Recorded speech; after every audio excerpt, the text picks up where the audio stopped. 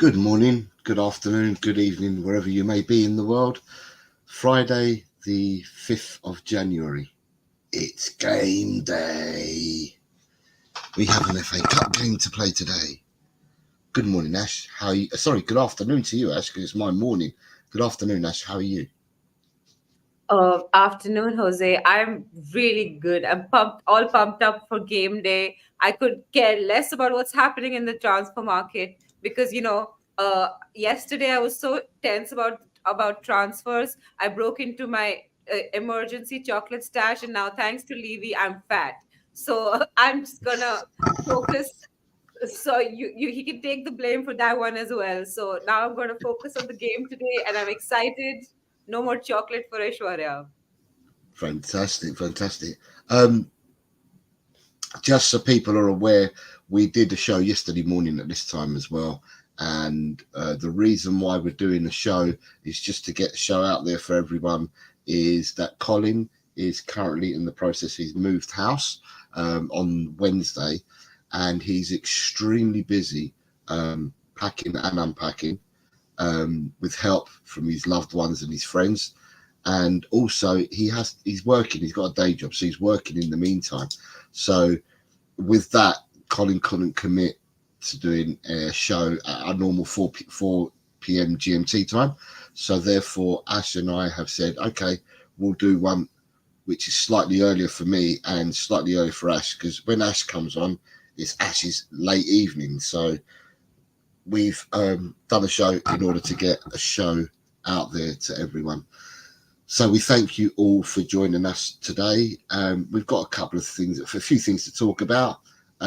As always, if you've got any questions that you want to ask Ash or myself, then please do. We will star them and we will definitely read them out. But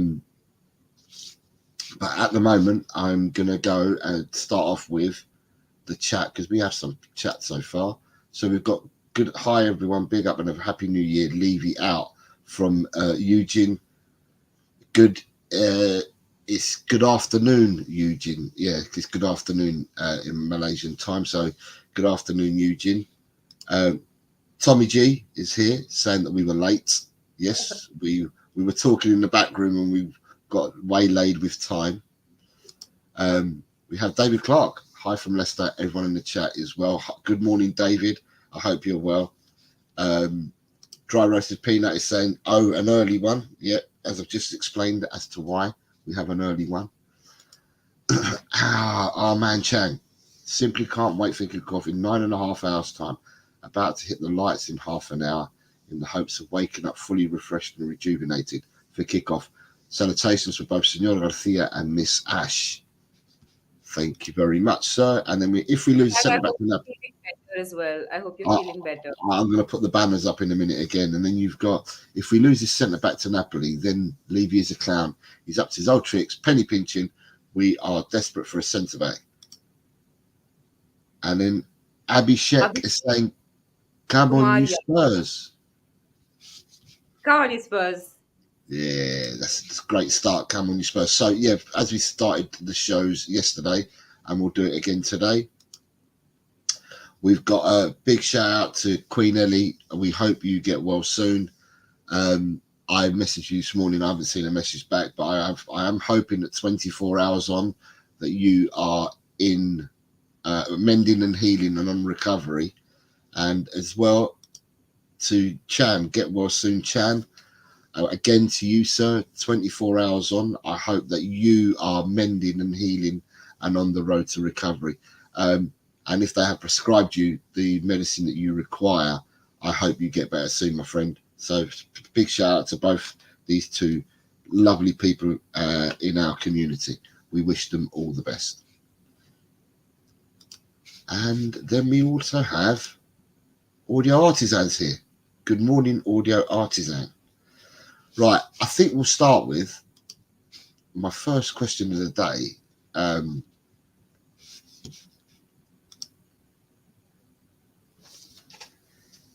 Is it because we are Tottenham, or are there other sinister things? And by this, Ash, I'm referring to this. It's only the 5th of January, but I'm referring to this Dragusin deal. And things that we are hearing? Is it because we're Tottenham? Is there any other sinister things going on? And the reason why I say this, I kind of lead into it. The reason why I say this is that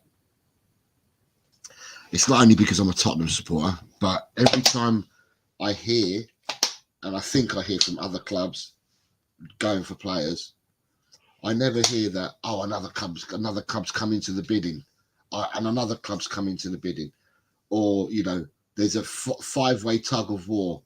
I never hear all this with other clubs, and I'm not sure that's because I'm enshrined in Tottenham, that I only see Tottenham and I'm not really looking at the bigger bubble. But I don't tend to hear it too much. But with us, I tend to hear it all the time. And that's why I'm asking the question. I mean, it does happen with other clubs. I remember when the Maguire signing had to go through, both City and United were interested, and I think they both put bids in. And the United one was just quite significantly higher, like 20 million or something higher than the City one. And so they ended up with Maguire. City, close escape there. Phew. But so it does happen to other clubs. It's not like it doesn't. But I'll tell you why it happens to us more. It happens to us more because we don't just lay down an amount. What we do oftentimes is, if the valuation of a player is, say, 20 million or 30 million, whatever it is, if it's 30 million, we lowball the amount, because Levy wants to haggle and sort of get to the price. I think he might have been Asian in his last birth, because I mean, we all love a good bargain. But he likes to lowball and then sort of meet in the middle.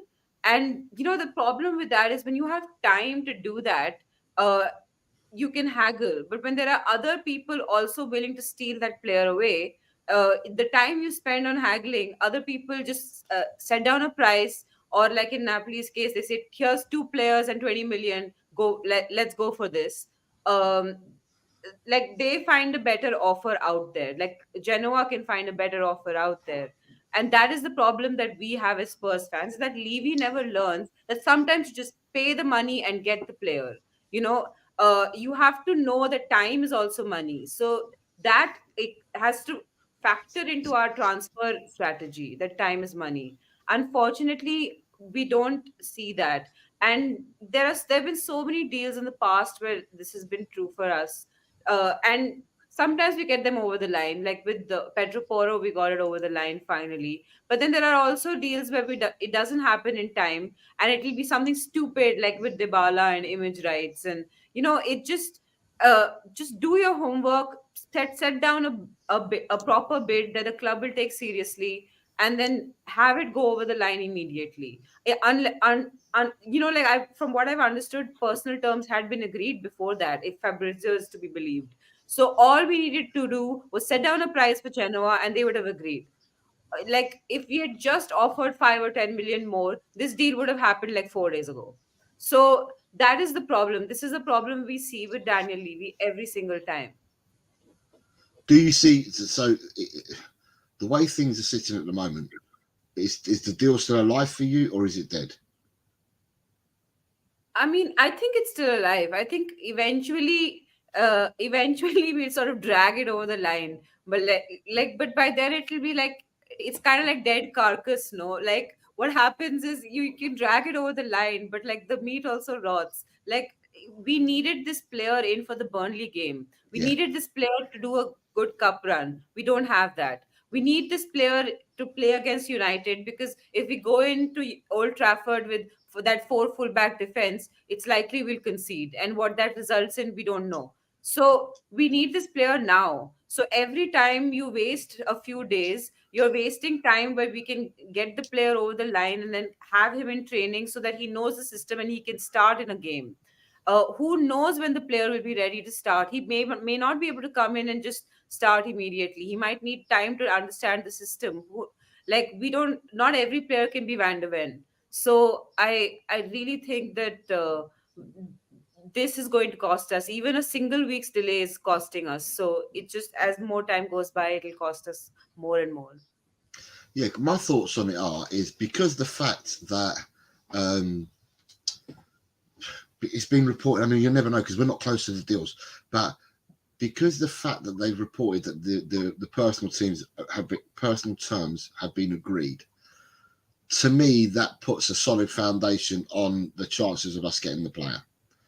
And yeah, I'm with you, Ash. I would have quite liked the deal to be done already. If we're hearing at the weekend, when was the first? The 1st of January is on Monday, wasn't it? Yeah, but we'd already heard. I'm sure we'd already heard Saturday or Sunday that the personal terms were not a problem. They'd already been agreed. That was already being put out there on Twitter by several sources. So therefore, if the personal terms have been agreed, it's a matter surely of just agreeing a sweet spot that you pay the cash and done.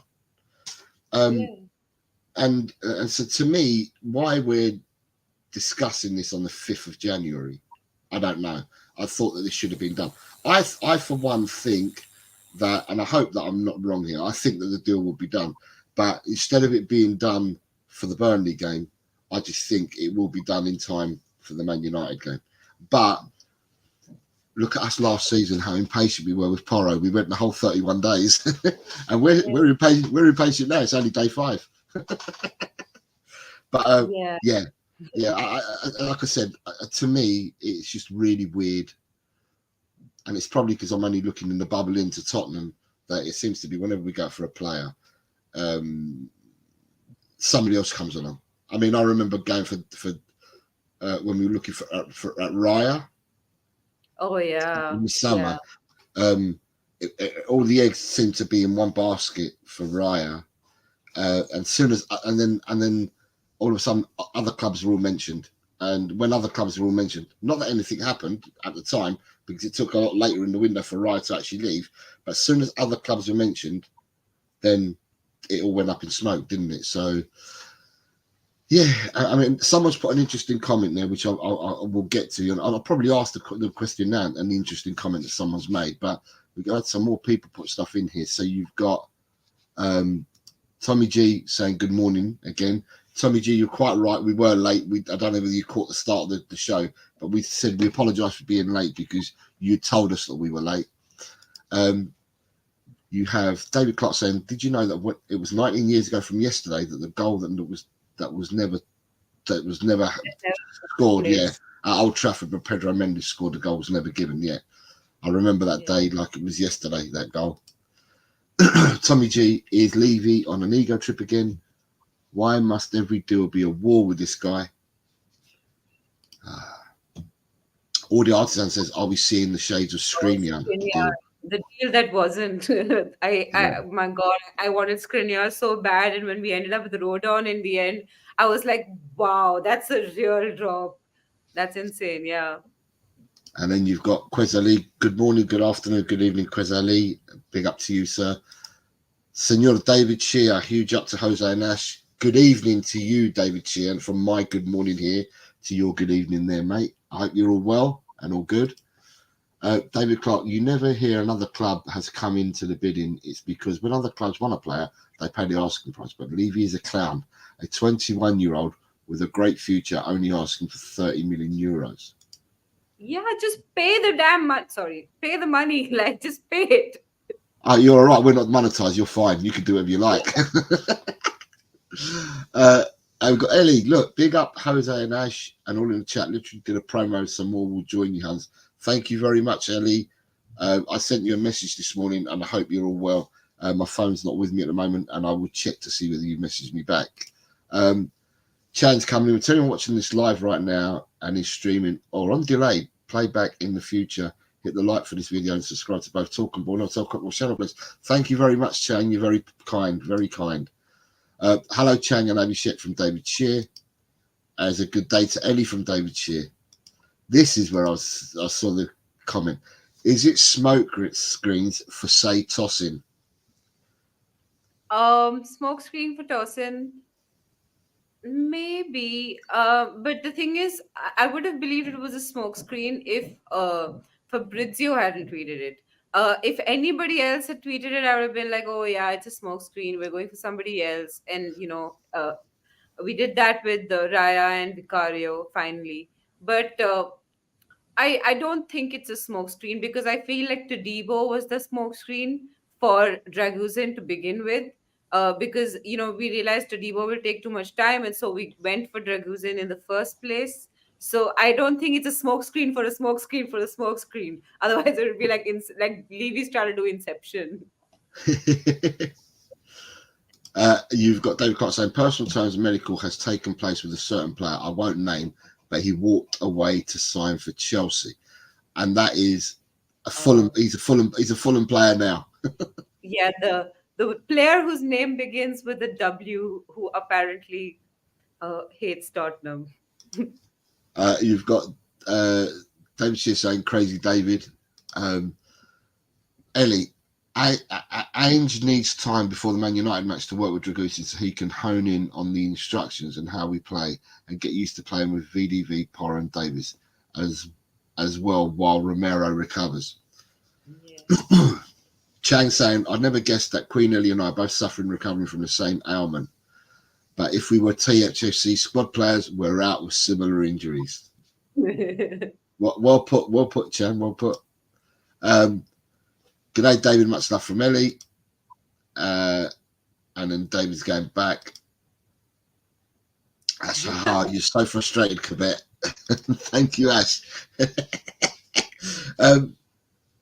Yeah, as I said, I now it's weird because we play an FA Cup match tonight, and at the same time that we play our FA Cup match, Genoa play tonight as well. So that would be really interesting.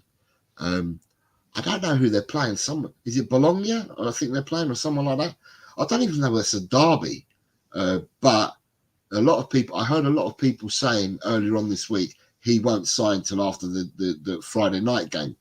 So I don't know whether it's a derby or whatever. But tonight will be interesting whether he's in the lineup or not tonight. I reckon he will be. I don't think this deal is anywhere close to done. I think he'll play.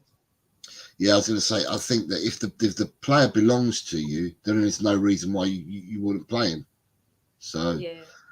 And I will say, just to clear, last week I watched Genoa Inter, and Dragusin looked the beast last week when I watched him play. It only, and I say, it only happened to be on the same channel that, it only happened to be on the channel that I pay for, which is BT Sport, and because I've got that channel, I flicked it over because there's nothing on, and all of a sudden I landed on that game, and I watched him, and I thought to myself, God, he does look some player. And the fact that he's only 21 as well, but he does look, he's got a motor on him, he's got an engine on him. And he's not scared to tackle either. And he has got a burst of pace, and he's an absolute beast in the air. He got his goal in from a corner. He's an absolute beast in the air as well. So things look good, but yeah, we'll wait and see what happens with him. Spurs didn't sign our first choice centre backs because the selling club wanted to recoup the 25% sell-on fee that they have to pay to Barcelona. So that's Todibo. Some people are saying that Todibo has sell-on clauses. I'm not quite sure whether he has or hasn't. I'm not in the know on that. Pay the money. We don't have FFP problems. Just pay it, please. I'm begging you, Daniel Levy. Just open that wallet up. Yeah, you're quite right, Ash. The one thing that we hear from a lot of people and a lot of clubs and a lot of fans is that quite a few of the clubs, if we believe everything that's being said, because we don't know about their finances, there's quite a few clubs that are looking at the winter transfer window that can only do loans. They can't buy players.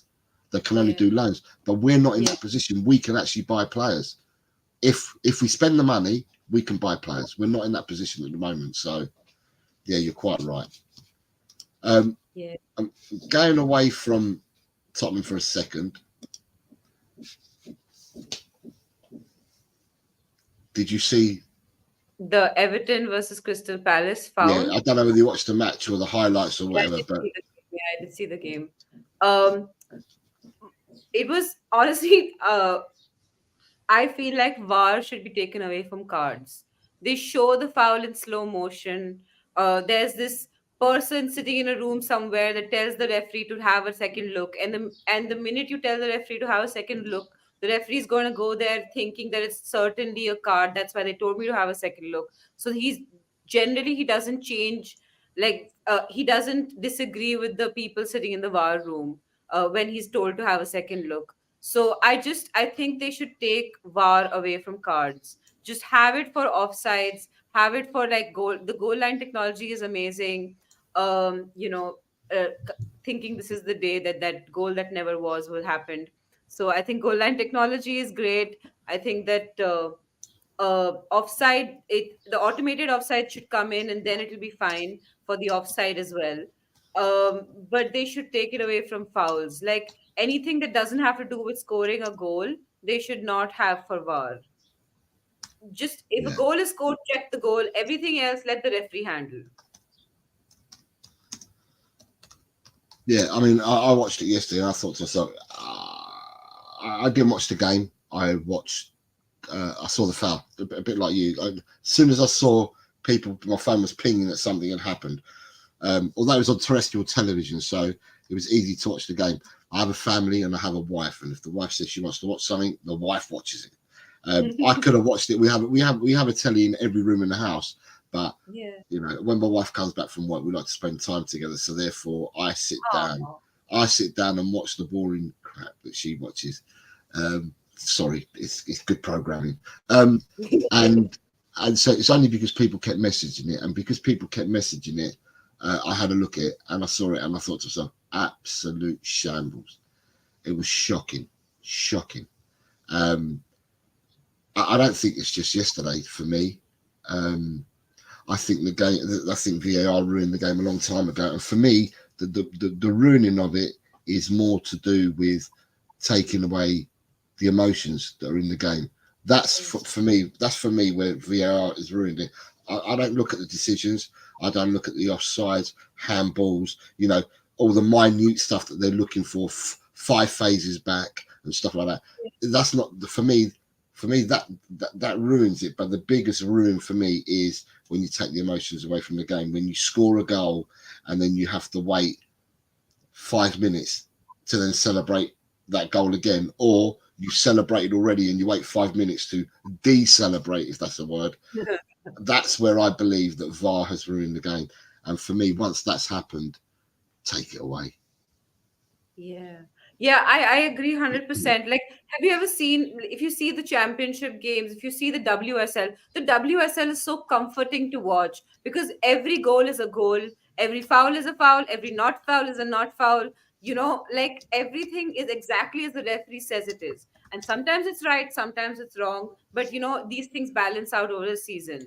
But with VAR, these things don't balance out because they're just ridiculous. They take too much time. They take away from the fun of the game. At least with a bad referee decision, I'm still enjoying the game. Yeah, And possibly I'm occasionally cussing out the ref, but I'm taking it back. I forget it the minute the game ends. I'm not watching those replays 4 times to be like, why wasn't this foul given? But with VAR, because I'm putting technology at a higher level of just like a higher level of responsibility, I'm watching these fouls back again, being like, was it a red? Was it not a red? Was it a handball? Was it not a handball? Was it a goal? Was it not a goal?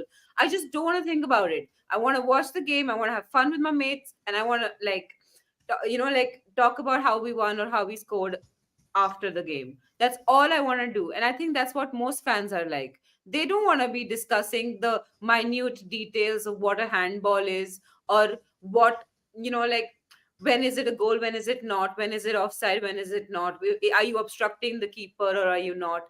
I don't think anybody wants to discuss these minute technicalities. They just want to sit with their mates and watch the game. So it's ruining the game for me. It just needs to go. Scrap it all.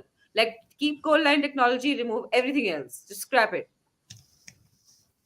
yeah, that's exactly what I think. It's just ruined it. Just looking, you've got David Clark saying Todibo will be a Chelsea player because they will pay the money and sell Gallagher and at least two other players as well. David shares in agreement with you, Ash, and with myself that VAR is a total farce. David Shear's laughing at me. I saw that comment come out. So he's laughing at me when I made the comment about my wife. I saw when he put it on there. So he's laughing at me about that. David Clark says, look, I don't care what speed it's shown at. Having played football for 26 years and made plenty of slide tackles, and there is no excuse for his boot to be that high. Sorry, it was a red card. I beg to differ. I I don't mean, think his it, boot was it, high, but like the slide tackle was not like it was made like this, and the player was jumping over him as well. It was like if you saw it from that one angle, it did look like a red, but if you saw it from the second angle they showed, it didn't look like a red. And I feel like in that situation, you give benefit of doubt to the player. yeah, I don't think, and I've played football, and I still continue to play football at the moment, and to me, it's not a red card. It's not a red card. I think it's even fanciful, even giving a yellow. If I was given a yellow for that, or I was playing in a match and one of my teammates or someone was given a yellow for that, I'd be like, well, I wouldn't be, I wouldn't be happy about it. I'd be just like, yeah, whatever. So yeah, Yeah. everyone has different opinions on it, but your opinion is valued as well, David Clark. Um, David Shear says Jota's dive was terrible. Oh, in the Liverpool game. Um, Good night, Chan. Good Good night. night, Jack. Sleep Sleep, tight. yeah, sleep tight, sleep well, and hopefully another 24 hours of antibiotics and medicines will make you feel better tomorrow morning, sir. Good morning from Merrivingham. Good morning. How are you?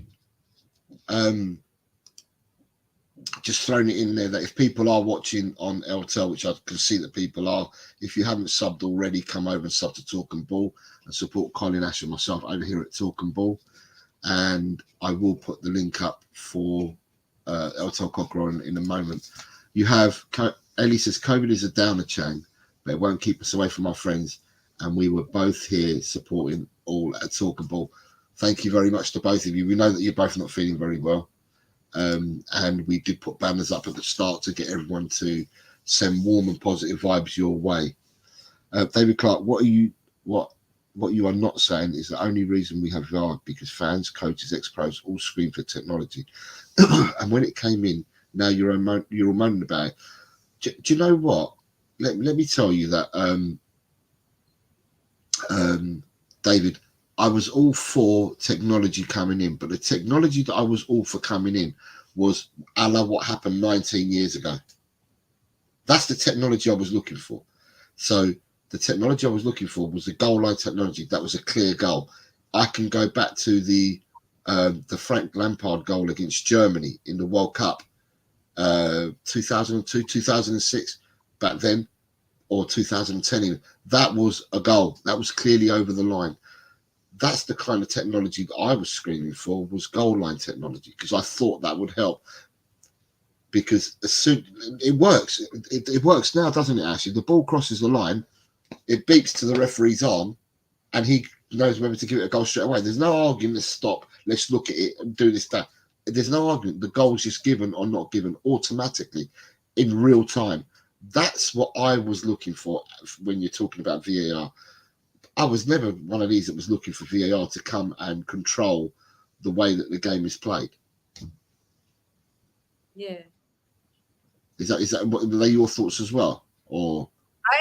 So I'll tell you what, like I've been very used to seeing so it's called a DRS in cricket, like when you sort of review a decision that the umpire makes. So I watch a lot of cricket as well, and over there technology works, right? It really has helped to reduce the bad decisions in the game, especially when it comes to things like LBW, etc.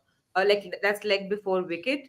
So it really does help in some games. But cricket is played at a far slower pace, and you can take breaks in kick cricket because things like over changes happen. Uh, Things like a run up has to happen, so there's time between the one ball being thrown and the next ball being thrown. There is time in cricket to take these decisions. And if you slow the game down by a minute or two, it's fine because, like fans are willing to wait because it's a slow game to begin with, in that sense.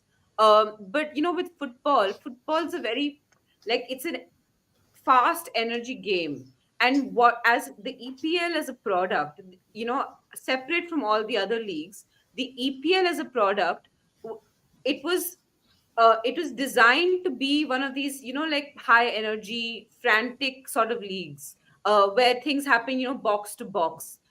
There are a lot of people who prefer watching, say, the La Liga, because of the tactical breakdowns and all of that, all of the, like interesting tactical battles that might happen in the La Liga.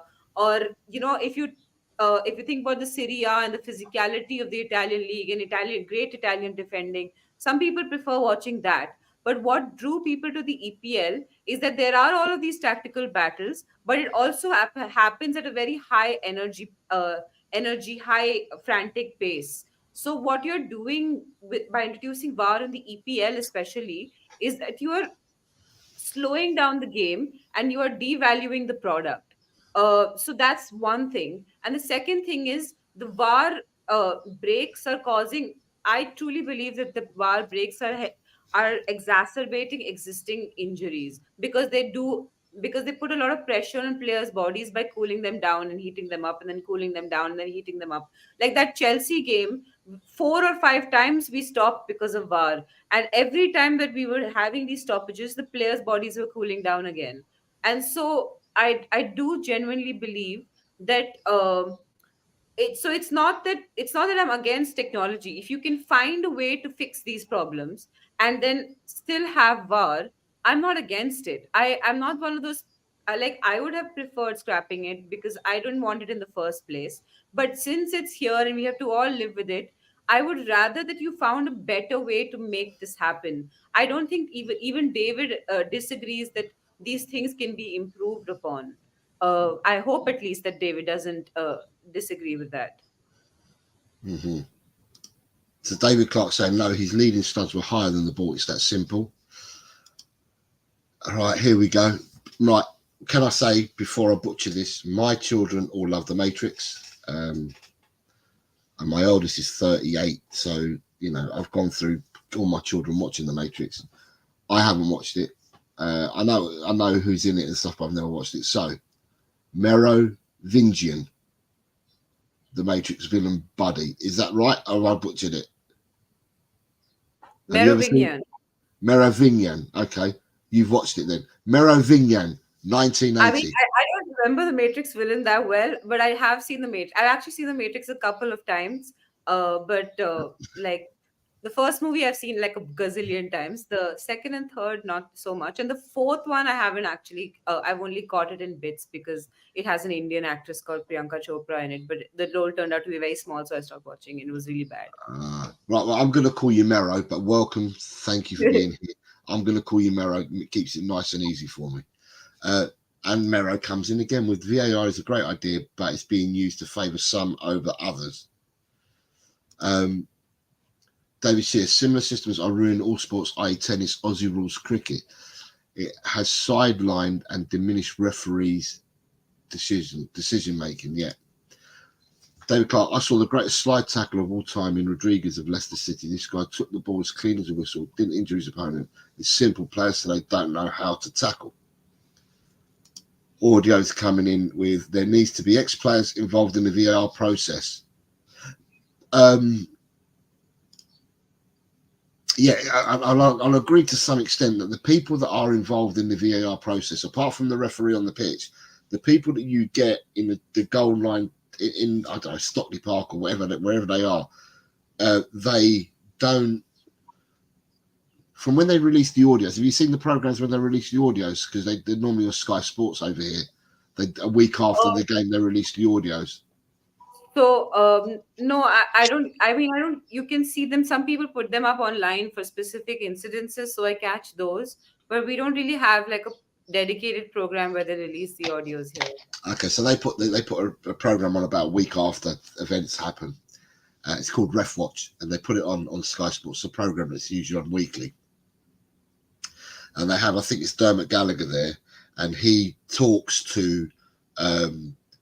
He's asked a question, and then they listen to the audio, and so they show you the action on the pitch, and then the audio. It's like subtitle. The audio comes up, and it's just it's just like haggling. Everyone speaks over each other. There's no cohesive conversation. It's like you're having a bidding war, and everyone's haggling against each other. And it's not like it's your turn to talk. It's your turn to talk. Everyone just talks at the same time, and it just shows what a mishmash it actually is. Um, Yeah. at best, it's confusional at best. So Yeah. Yeah, I know. I mean, because the thing is, you're trying to objectify, like you make objective, very subjective decisions, and everyone will have a different idea of what that means, you know. And generally, it used to be that there'd be one person responsible for those subjective decisions, and that was the referee. And now that's not the case anymore. And so you have all of these people sitting a week later after a game, sort of, dissecting every move and being like, I thought this and I thought this, and none of them can agree with each other. So it kind of reminds me of like festival dinners at my family's place, uh, where everyone has like a different opinion, and then there's grandma on the side doing her own thing. So it kind of feels a bit like that, like some of these pundit shows now with the audio analyzing the motions. yeah. Uh, and just like, if you're watching this on Talk and Ball, if you consider you'd like to, please sub over to us at LTL Cockerel, because we dual stream these shows. Mero, VAR should be 3 reviews each. Then that's it, like in tennis. Once your reviews are out, you're out of luck. Yes, Mero, as in cricket.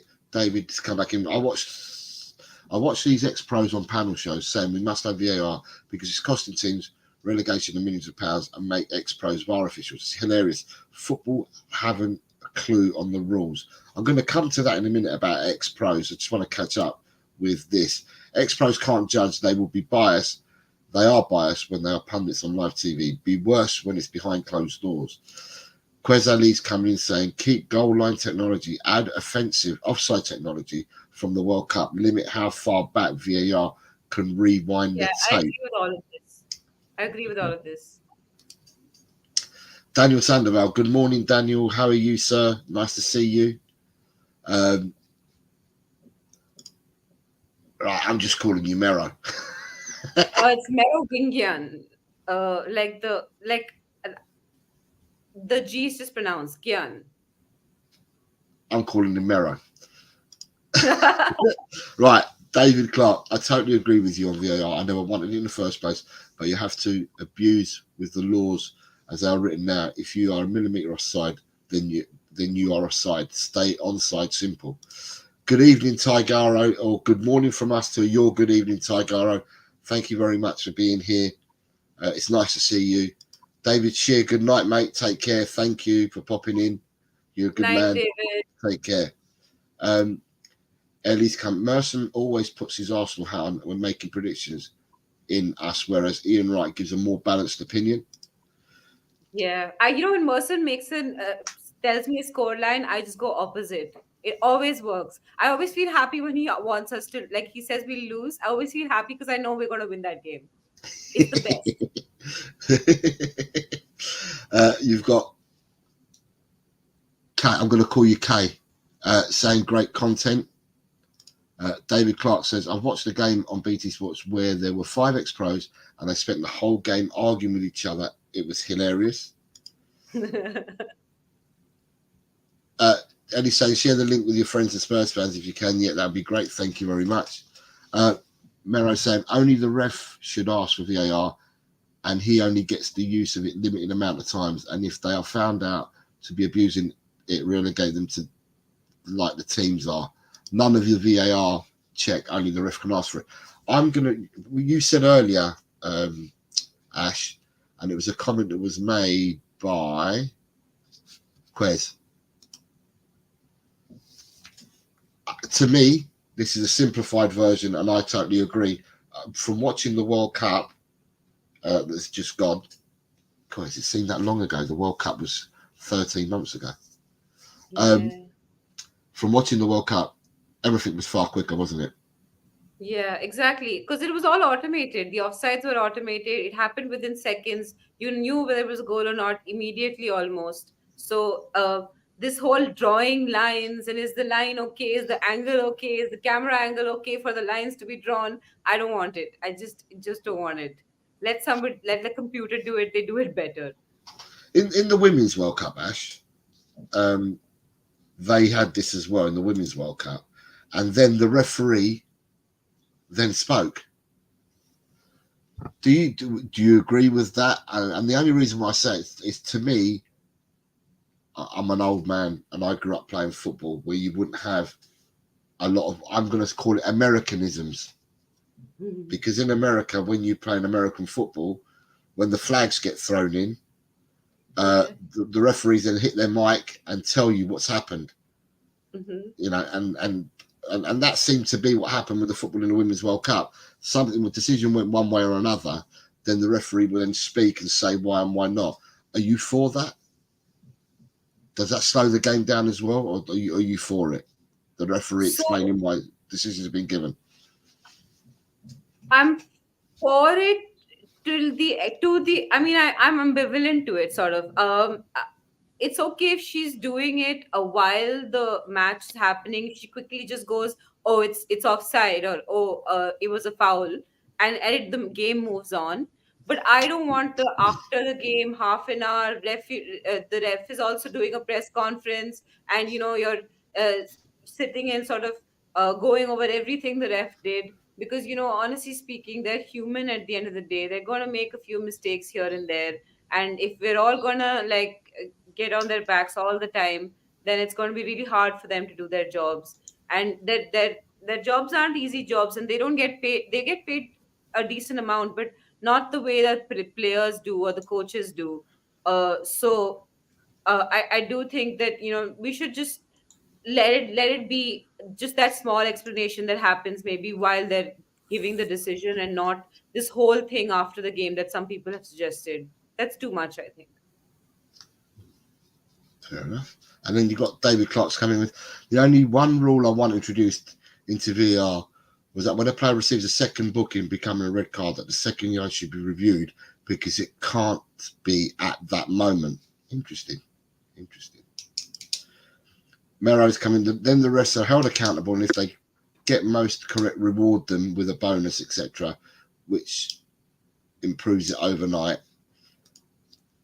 Hi Rakesh, how are you? I hope you're well. It's been a while not seeing you, so hello. And I hope you're all well. Mero, Yeah, I yellows are agree dished with out far too easy. Yeah. And then he says, like in real life, at work we screw up, we have to be held accountable. Do well, and we get rewarded. David's coming, yes, but in the NFL, the head judge still goes to the monitor and then announces it over the tannoy. But a horrendous mistake was made this weekend in an important game. Right. Yeah, I don't know about the NFL, so I'll leave that to you, Jose. All right. Next topic. He who shall not be named but is known as Voldemort. There has been a comment I saw on Last Word on Spurs on Twitter this morning, or X, and I'm trying to find where my X has gone because I had all this set up earlier. Oh, here we are. Right. Tottenham Hotspur central defender Voldemort has agreed personal terms with Bayern Munich ahead of a January switch. The deal has been endorsed by HK. Spurs will sanction the move once they sign a new centre-back. What do you This think? one's really strange because Bayern Munich already have Upamecano and what's the guy with the name of the K? I forgot his name. Kim Man Jae. Yeah, Kim Min Jae. So they have a bunch of center backs. They don't really need Eric Dyer, so he just go there and sit on the bench. He's sitting on the bench here anyway. So I thought the reason he didn't go to the other teams that came in the summer was that he wanted to play and he didn't want to sit on the bench. If he goes to Bayern Munich, or maybe they're just offering him so much money that he can't refuse or whatever. But I don't see why Bayern would want him. They have so many center backs. They don't really need Eric Dyer. They seriously don't need Eric Dyer. Or I don't know if they're looking for somebody who can also play a CDM role. But Eric Dyer hasn't played that in years. So I don't see any reason why he can to believe that he can still play that. So I have no clue what where. I think maybe Eric Dyer's agent's just pulling a smart one and putting this out there into the universe and hoping that it happens. Like, I, how people yeah, do. I want to win the lottery. yeah. I would. To me, I saw the tweet this morning, and to me, do you know what my thoughts? My thoughts were straight away, Ash. Pay the money for Dragusin. Get him done now. Yeah, yeah. because if this was true and it's to be believed, it says Spurs will sanction the move once they sign a new centre back. So I saw this and I thought, if this isn't the biggest kick up your ass to buy a player and get a player in straight away, then what is? Um, Yeah. it's just something that was on there this morning that amused me, and I thought to myself, I'd ask the question. So, and from asking that question, yeah, it's like bait, isn't it? If you've got people that answered it on straight away on it, should get AI into, okay, right? So that's that. So diarrhea, ha ha ha. Kane must hate trophies. Quez is saying HK's called in a favour. Maybe. Oh, sorry.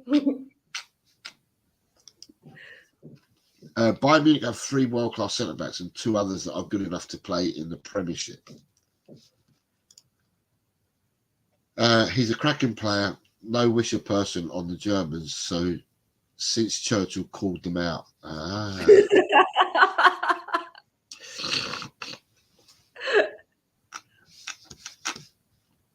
And it's, did you know that Kane and Dyer are closer than Kane and his wife, lol? Oh, well. Ooh, there could be. They used to, well, back in, I think back in the Poch days, wasn't it the triangular? It was Kane, Dyer, and Delhi. Yeah, I remember it kind of being more like a Dyer and Delhi bromance. I like Kane was there, but like he was just there for everyone. I never thought of him as Eric Dyer's best friend. But I, I suppose they are close. They have played together for so long. But my God, if Kane really wants Dyer there, he really rates Dyer pretty higher than I rate him. and Mero saying, if I was Kane's wife, I'd be asking questions, big bromance. Right. And then we've got to keep benching my spam for you today as well, Ash, and for the chat. I've Oh, done one. Right. oh But then no. after this, I'm going to do it. So Friday morning, I'm checking in on the health, or misspelt here, so please excuse me, on the health of our rivals. And the reason why I've asked this is that you probably might have heard this on other channels, Hmm. is Arsenal complaining to the FA about the treatment of Saka? Saka. Yeah. So I'm checking in Yeah. on their health this morning of our rivals. I just thought I'd ask the question. What's all that? What are your thoughts on that, Ash? What's going on? So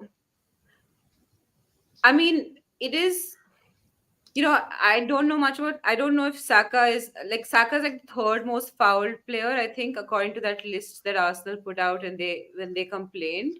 Um, and there are players that we had that I feel get fouled a lot. Like Madison gets fouled a lot, Sonny gets fouled a lot. So there are a lot of like tactical fouls that are happening in the game. But I do also wonder whether that's just the way, like, the game now is built around tactical fouls, right? um Pep Guardiola's team, for example, is very smart in how it does tactical fouls because people play with a high line. Sometimes you get caught out. It's just easier to sort of bring a player down, or to like interrupt their little perfect triangles by sort of throwing in a tactical foul here and there.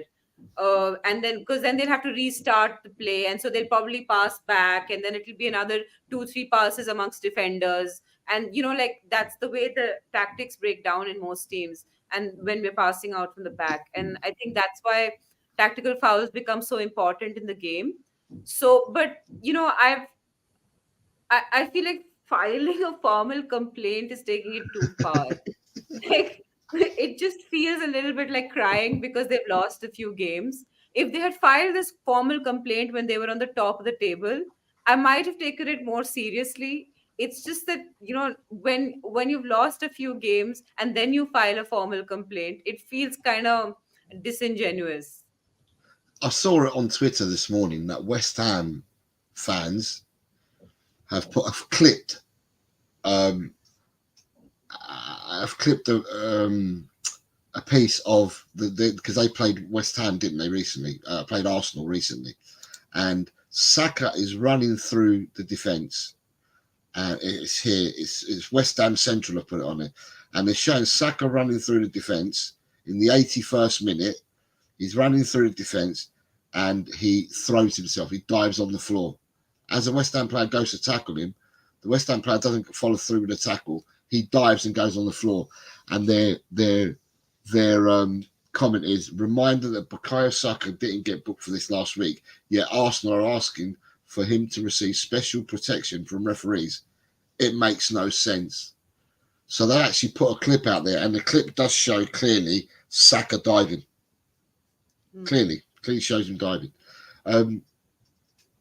So I just thought to myself, I'd ask the question because to me, there's quite a lot of. They've gone against VAR this year. It was harsh. I remember the time. I can't remember what game it was, but it was quite hard. It was a wrong decision for me that VAR made. Their disallowed goal against Newcastle, the one that went out and then came back in, that one? Yeah. It was harsh. I thought it was a harsh decision. I actually thought the ball was out of play, but it's a harsh decision, I felt. But, we get told you play to the referee's whistle. So if the referee's whistle says it's a goal, then it's a goal. But they complained about that. Now they're complaining about Saka. I don't know. I said this on I think it was on Cockle Doodle Doo a couple of days ago. And I said, whoever is leading this at Arsenal, I think they've made a big momentous error, because you're going against the FA and you don't have David Dein anymore, because Arsenal could have gone against the FA when they used to have David Dein sitting in the top chair, but Arsenal don't have anyone in the top chair at the FA anymore.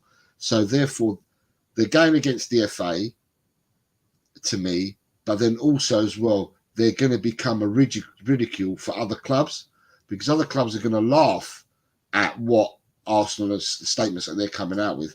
And you know what football's like. Sooner or later, all these teams, whether you're home or away, are going to have chance for you. Yeah. I honestly, the thing is, they make it so easy, Arsenal, because they're just such whiners. And the documentary that came out with the music that Arteta was playing, the rival chants music, like crowd music, for the players to get in the zone for the match or something like that. And it makes no sense to me. He feels like a walking talking meme.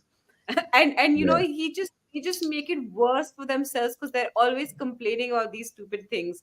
Just play the game. It's not like you don't do tactical fouling. I'm pretty sure you do it as well. So are you telling me that Declan Rice has never tactically fouled anybody? Give me a break. People who live in glass houses shouldn't throw stones. So I just, like, if Arsenal had try to sort of get together with other Premier League clubs and been like, okay, this is a problem. Does anyone want to join us in this campaign? And, like, identified it as something that they feel is problematic, and done a study to show us where all it was problematic, then it would be different. This feels like a knee jerk reaction to losing 3 games. That's all it is, honestly. And you've got Bills coming and saying the Dyer and Delhi wave. Oh, yeah. One for you. Hey Ash, I saw White Chart Lane. I heard you were from Goa. Nice to see more Spurs channels. Keep up the good work. So Nathan, I am from there, but I currently work in Delhi, and I'm streaming this from Mumbai. So my life is clearly not organized. She's everywhere. You must travel. But India's massive, isn't it? As a country, it's huge. Yeah, it's pretty big. Yeah. So can you drive from Delhi to Mumbai and Goa, or is it flights? So Mumbai to Goa is it's pretty easy to drive. We've done it pretty often. But How Mumbai to many? Delhi is also How long drivable. is it? How long is drivable? How long are you talking about, Ash? It's like 13, 14 hours. Like 13 or 14 hours drivable. yeah, yeah, that's drivable, isn't it? Oh, I think anything more than 2 hours isn't drivable. 13 or Like 14 you hours. start if you start in the morning at say like 4:35, you can get to Goa by evening. Wow. Wow. God. We live here in England, it's so small. You can get from here to Scotland in 5 hours or 6 hours driving. Yeah. It's just madness. Like 14 hours, you could go Scotland and back to the top of Scotland and the bottom of England twice. Yeah. Aye, aye, aye. Mero, all over the media now looks like all over the media now looks like he is gone. Drag will come in hours as Dyer is non-homegrown and the waistline has been freed up. Happy days, guys. I'm off to change my underwear now. And Bill, good morning, Bill. Oh, good evening. It says the treatment of Saka is sickening. They should go in harder. Oh, you got Mero saying, "Don't cry for me, Arteta." No, you sing it. Who's that? Who Don't sings it? the Madonna, "Don't Cry for Me, Arteta." Sorry, I'm There really. we go. No, you're good. That's good. That's good. I said the songs will start coming out. The songs will start coming out. David Clark's reminding us that Arteta's 4.5 years at Arsenal spent 700 million, won one FA Cup, and only qualified for the Champions League once. Is that a success? I don't think so. A1 have come out and proved, Arsenal have come out and proved that the ball was not out of, sorry, AI have come out and proved that the ball was not out of play in that Arsenal game, so they was not hard done to in that game. Like I said, I did say earlier, David, that you, as you well know, because you've played the game yourself, mate, is you play to the whistle. Whether we like the decisions or not, you have to play to the whistle. And if the whistle says it's a goal, then it's a goal. However you may think about it. Just a harmless potato. Nice to see you, mate. No, no. Jose, the whistle actually didn't blow for it to be out. So technically, by that logic, the play was still on. So Arsenal was Yeah, complaining about the Newcastle goal being out. yeah. So But what I'm like saying Newcastle, is, but what I was referring to, Ash, is that once the goal had gone in, the referee blew the whistle, pointed to yeah, the yeah, centre spot. So that's what I'm yeah, saying. You play to the referee's whistle. He blew yeah. the whistle and he pointed to the referee to the centre spot to mean it marks a goal. Then they did Goal, the exactly. checks and then they did the checks and that after. So all I'm saying is that you play to the whistle. The whistle it was a goal. Yeah, exactly. So just a harmless potato. Nice to see you. It says, to be fair, Saka barely made it into the top three. He was fouled 43 times. Fourth, Paqueta on 42. Top of the list is Crystal Palace. You fouled 65 times. Much more than Saka. Thank you very much for coming in. With what you're saying there, I wonder who is first and second. Sorry, I wonder who's second. Because you're saying, I you think 65? Guimaraes, is it Who? Bruno? I remember seeing the list. I don't remember registering the names, but I think it was Bruno Guimaraes. I'm not wrong. I'm not sure though. I could be wrong. Uh-huh. And David But Clark's the IU thing actually makes sense tactically as well, right? Because Crystal Palace would want it to be a set piece, so he would actually want to invite the foul, get the set piece. I imagine. David Clark saying West Ham fans were singing "You should have signed for a big club, Declan Rice." And Bill says, "We don't know we're born in this country, do we? Tell." That's true, mate. We don't know at all. It's true, and I think what he's referring to, Ash, is when I said that we could go to Scotland, to the tip of Scotland, and to the tip of England twice over, where you're travelling from one city to another. Yeah. It's just there. It's absolute madness. And yes, Ash, it is Bruno Guimaraes. It's been confirmed by Just a Harmless. He's been fouled 53 times. I'm going to come to because Colin, again, for people that are just joining us, Colin's not here at the moment. He's moved house. He's bought his first house. He's busy moving in. So therefore, Colin couldn't be with us. And in order to get a show out, Ash and I agreed yesterday and today to come on different time to what Colin would normally go on for, because it suits my time and Ash's time better. And we don't have to worry about the North American time for Colin. But Colin will be back on our screens fairly soon once he's settled in and that. But because it's Talk and Ball, we have a game show here, which Colin will tell you is the best game show on YouTube, voted by football fans, and it's called Keep or West Ham. We've changed it slightly, and we've called it Keep Bench and Sell. So we're going to show you a series of players, and what we want Ash to do, as well as the chat, is to say what player they would keep, what player that they would bench, and what player that they would sell to West Ham. So yeah, if you tell us in your comments what you think, then that'd be great. So with that, I'm going to go into Keeper West Ham.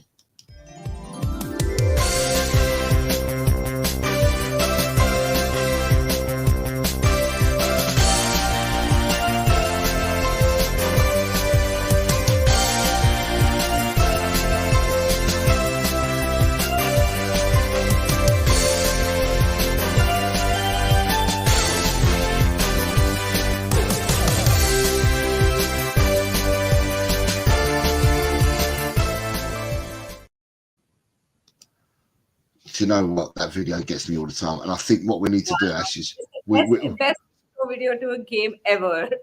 It gets me every time, and I think what we need to do is, because it's quite weird because we're doing it and it says with Colin, but Colin's not here. He is in spirit. I think we might need to do an intro for you and me as well, Ash. Yeah. Right.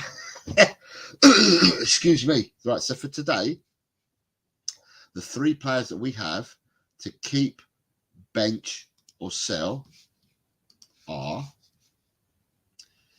if I can find where I've put them. Ooh, build in the suspense and everything.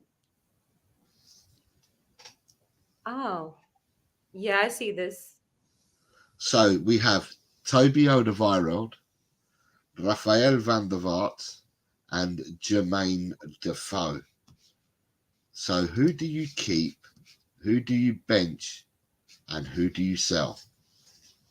Is it an easy one for you? Is it easier than the last few days? I mean, it's kind of easy for me. Okay. Even though I love all three players, I would keep Van der Vaart. Simply because what's your reasoning? That's what I wanted to hear. I wanted to hear your reasoning, Ash. Keep Van der Vaart. Yeah, because like when you have a class player, you have a class player. You don't let them go, irrespective of who you need and who in your team or don't need in your team. Van der Vaart stays. He starts for any team ever in the Premier League right now. So yes, I keep Van der Vaart. I would, because we need a defender so badly. We need a defender really, really badly. I would bench Toby. I in any other situation, if we didn't need a center back, I would probably do it the other way around. But because we need a center back so badly, I would bench Toby, and then I would get rid of Defoe. Ooh, okay, interesting. In any other situation, I would have benched Defoe and gotten rid of Toby. But unfortunately, because we need a center back so miserably, I would keep Toby, like bench Toby. So your keep is Van der Vaart. You're Yeah. benching Toby, and you're sending Defoe to West Ham. Yeah. And so Defoe going to West Ham doesn't have anything to do with that. He already played for West Ham as well. No, I was thinking about that as well. But well, David Clark's come in, and David Clark says that he would keep Van der Vaart, bench Defoe, and sell Toby. And then you've got Ellie's coming with, she would keep Van der Vaart, bench Defoe, and sell Toby as well. Just a harmless potato says, given the current situation, I would keep Toby, bench Van der Vaart, and sell Defoe. Ah, interesting. You have a... Yeah, everyone's most people are keeping Van der Vaart, right? Or yeah. Yeah, I just then you've got Nathan's come back to you again here. Nathan, just get in touch with us on Instagram. It's White Chart Lane on Instagram. So just get in touch with us there. And you've got Land's End to John O'Groats. It's in 7 hours. You must have been in a helicopter. The intro is hilarious coming in from Nathan. And Nathan's come in with Nathan's opinion is to keep Defoe, bench Toby, and sell Van der Ven because he's injury prone. Van der Vaart, sorry, because he's injury prone. And Bill's coming in saying, Jesus, guys. So Bill is kind of thinking that it might be a bit difficult. But for you, it's been very easy today, Ash. I'm surprised I've given you an easy one. I just, because I love Van der Vaart so much, but I get where Nathan's coming from as well. He was quite injury prone. I mean, we got him at a time when he became really injury prone. And we seem to do that with our midfielders, our class midfielders. We got Musa Dembele, and then he became injury prone. Maybe it's just the Spurs medical team, underperforming since for the last 20 years or something like that. But yeah. Audio's come in with saying Prime Defoe would be deadly in Angie's team. Yeah, he would be. Totally agree. And he's saying Van der Ven was the most technically gifted, and loved his shithousery versus the Gooners. Yeah. Them lol. And that was brilliant. Yeah, that's what I loved about him as well. I like my players to have a little bit of a bite to them. And you've got Bill's coming in. I refuse to pick here three legends. Bill. The game is you got to pick someone, mate. You have to pick someone. And it's interesting because everyone's got different opinions as to why and why not. And people could say the here and now. People also say from memory what they remember from the players. Some people favour some players over others. And like we saw yesterday, in yesterday's one, the first 9 people all said it the same way. Then the next 2 people changed the first 2 around. But then after that, bloody hell, everyone went in totally different directions. So it's just interesting just to see what people's thoughts are and what their comments are. It's easier for us on the panel because we could discuss as to why we're picking the 3 players to keep, bench, and sell. It's a bit harder in the chat because you can only type in 250 words per chat. So sometimes we can't get your reasoning behind it, but we try to read as much as we can into why you've reasoned that way. David Clark said, if I was to present you a situation, would you keep Toby and Van der Vaart and Defoe? Put a warm blanket over their laps now. Yeah, totally agree. Yeah. If it's a present situation, we'll take all 3 of them in, wouldn't we? Yeah. Well, I wish we could. Yeah, because then you're bringing Toby would play as your right centre half in the Romero role. Yeah. Van der Vaart you'd put in. Would you put your Van der Vaart in as your 10? Yeah. So then you play. And then Kulu and Lo Celso. So then you got now you'd have Lolo, Monito, and Van der Vaart. Yeah, what a midfield! Oh, beautiful. That's your midfield, and then up front you can then push Kulu to the top 3, couldn't you? And you can have Kulu, Defoe. Who'd you play? Do you play Richarlison or Son? Son. Sorry, Richarlison or Johnson? Because Son's not here at the moment, is he? So that's why. That's why David Clark's saying that you keep all 3 at the moment. Yeah, I'd play. From the left, I'd play Richarlison because Johnson on the left. I think he's better on the right. So yeah, Richarlison. So David, we are in agreement with you, mate. We would definitely keep these 3 in our team today at the present situation. Yeah. They won't only be putting a blanket over them. We'll be putting them straight into the team tonight versus Burnley and versus Manchester United and versus Bournemouth and versus whoever we get in the 4th round of the FA Cup until all our players are back from the AFCON and the Asia Cup. David's correcting us. We understood it totally wrong. No, read it properly. Here we go. Oh, sorry. There we go. There. Toby would play, the other two are old men who need warm blanket over their knees. It went over your head. You start. Do you know what? We've read that wrong, but I was hoping that we had read it right because I was said you were spot on. We could use all three now. God. Ellie's coming. Toby's brilliant pinpoint passing from the back was Hoddle-esque.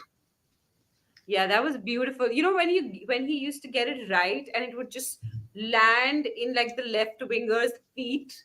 It was just the most beautiful thing to watch. Or like in Harry Kane's feet. Oh my God, those were passes to die for. It's just a work of art when you do something like that, you know. Jose? Yeah, sorry, I'm just sorry. 36 seconds ago, last word on Spurs. Tottenham Hotspur remaining talks. This has come from James Olvey, but they've put down Tottenham Hotspur remaining talks with Genoa over a fee for Radu Dragusin, who has indicated a willingness to move to Spurs, but the situation has been complicated by Napoli stepping up their interest. Spurs are still hopeful of completing the deal. That just came through a minute ago now.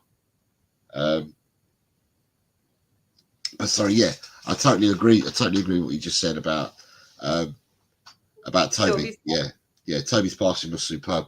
Bill's come in with, although he hates himself for it. I think if it's in order, I think he's keeping Defoe, he's benching Toby, and sending Van der Vaart to West Ham. If it's in order, yeah, it is in order. Yeah, because he's put down here. So the reasoning. Excuse me, I'm all bunged up. I keep Defoe, bench Toby, and sell Van der Vaart. I only saw VDV because he wasn't here long enough, which was AVB's fault. And then he's commented, so he's telling Ellie. Quez is saying keep VDV, bench Defoe, and sell Toby to West Ham. So like I said, Ash, before, it's interesting to see where people's thoughts are because everyone's got different opinions and different thoughts. And it's just interesting, isn't it, to see what everyone says. Defoe was tricky, dynamic, explosive pocket rocket, scorer of fabulous goals and tap-ins. Yeah, he was underrated, I thought. A little bit. I think Spurs fans rated him, but not everybody else. He was better than we thought he was. And then you got Bill, big up you, but if you had to, and then Ellie's coming and saying, Bill, there you go, you did it. Some are heart-wrenching and make you feel sick doing it, Bill. I get you, man. Yeah. You know what? It really surprises me how little love I have for our strikers. I keep sending them to West Ham. Did we did one the other day? I said Harry Kane also. Can you believe it? You said Harry Kane, didn't you? Yeah. Did you send Berber as well or not? I think I did. I sent Berber to West Ham as well. Fantastic. And then we've got Bill. I love Van der Vaart as well for all the reasons you mentioned, Ellie. Yeah. So that was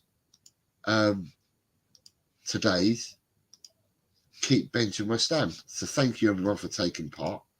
As I said, it was interesting to see people's comments. Adrian's just come in. Good afternoon, Adrian.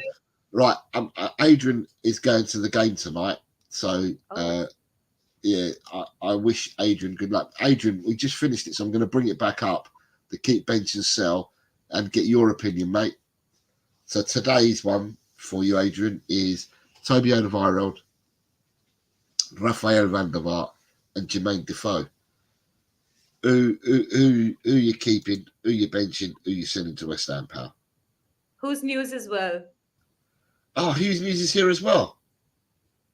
Oh, do you know what? In that case, what I'm going to have to do is I'm going to have to hide this, and I'm going to go for it again. Oh, great.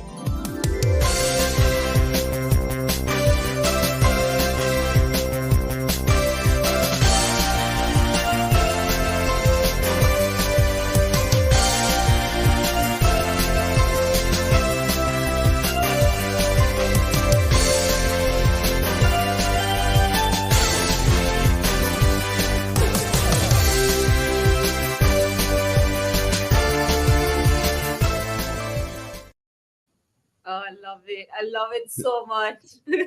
We've got to do our one as well to help Colin out for when he's not here. Right, so today's one for Who's News and for Adrian, who've just joined us, is Toby Alderweireld, Rafael van der Vaart, and Jermaine Defoe.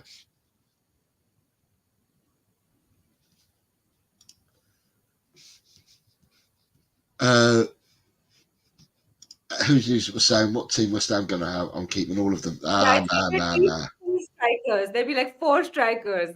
There'll be like Berbatov and Kane and Defoe, and it's just all forwards. Take all of the forwards. And you've got Quezali's coming in double intro. What a treat, because we played it twice. Adrian hasn't messed around today, has he? Look. Yeah, I think because of the centre back crisis. Yeah, he's keeping Toby, he's benching VDV and sending Defoe back to his old club. We did comment about his old club, didn't we? So we did comment about that earlier. Who's New saying video so good, chilling on the wheelie bins. And Adrian's letting us know, I'm cooking chicken stew with turmeric and cumin plus other herbs. Yeah, it's not. I won't say it's freezing cold here in England, but it is cold, but not freezing cold. It probably may have been overnight, but it's not at the moment. And a stew in this kind of cold weather is a lovely thing to have. It warms you up.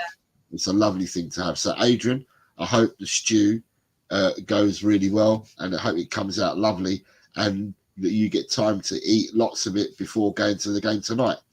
Who's News is saying bench Toby, play Defoe, and send in Van der Vaart to West Ham. Interesting. I can see that. Yeah. And Ellie saying VDV was brilliant with Modric and Bale. Oh my God. I feel we've had the best midfield players in the world at Spurs. Hoddle, Ozzy, Hazard, Modric, Van der Ven, Dembele, 6 of the very best. We were saying this. Yeah, sorry, go on, Ash. No, I was saying this yesterday as well, right? Like Spurs has always been blessed with that creative midfielders, like that sort of great midfielder that's like world class, sometimes the best in the world.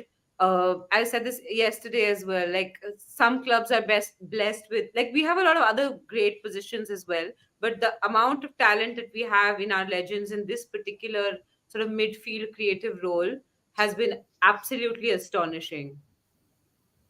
Yeah, I mean, I don't know whether some of you guys were watching yesterday, but there was comments, and I can't remember who put the comment in, but they said that why don't we do a show where we select our all-star 11?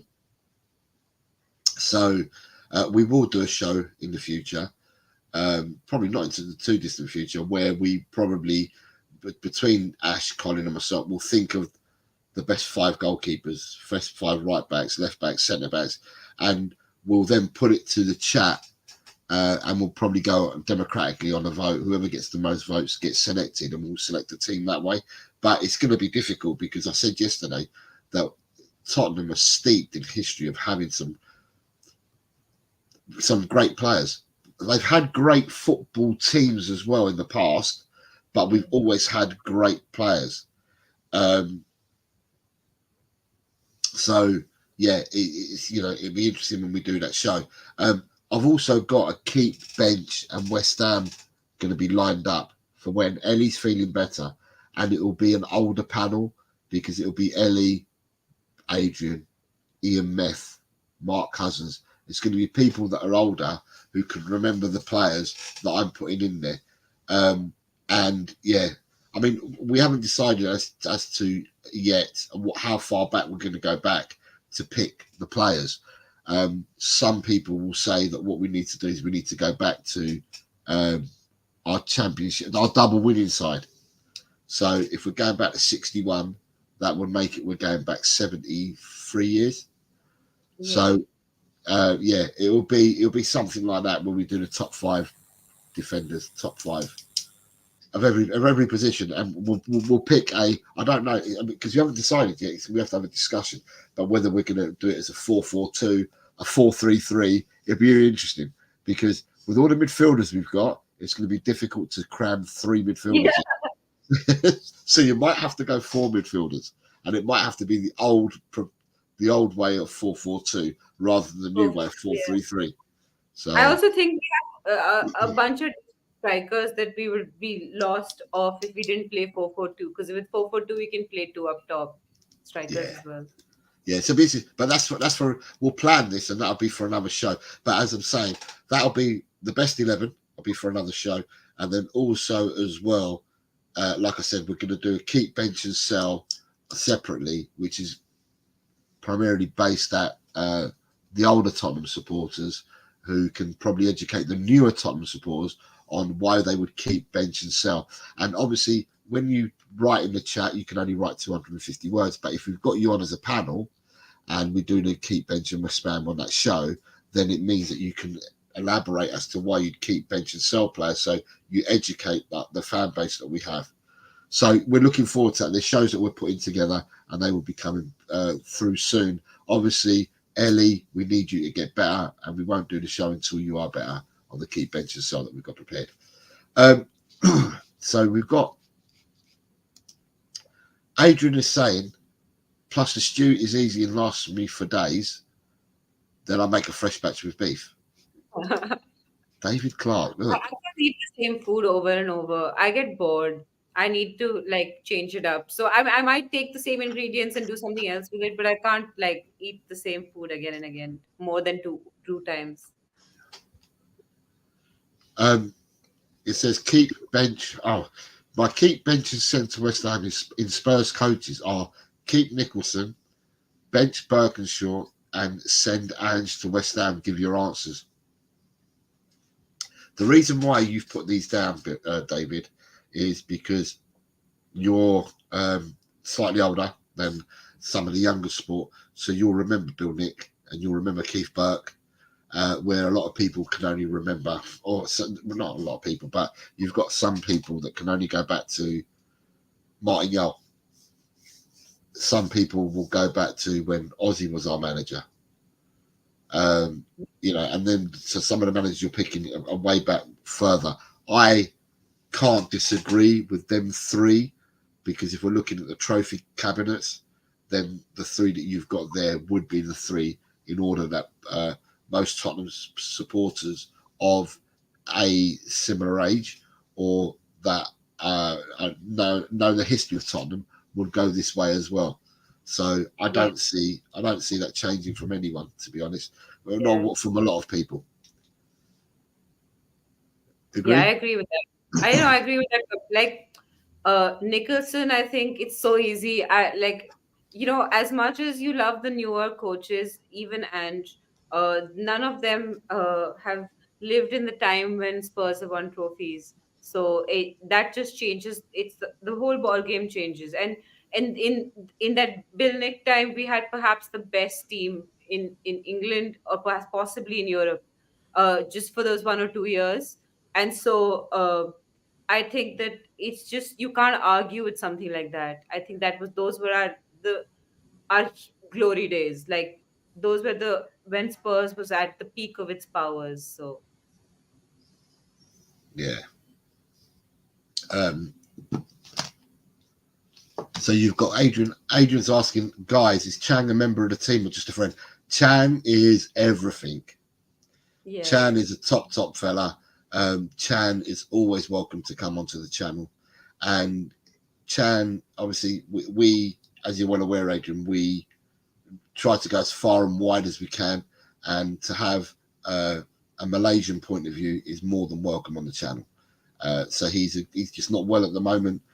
We have 2 people that are not well at the moment, and we wish them all the very, very best. And that is Ellie.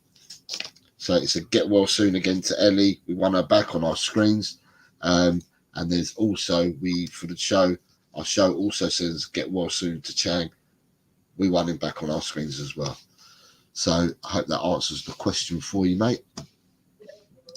And in the comments, we have talking about all this. She says the world-class goalkeeper too is Jennings, Clements, and now Vicario. and that she loves Funnily, it. Ellie left out, conveniently left out Hugo. I love that. Love that, Ellie. Who's he says, love that Adrian cook once, eat 4 times.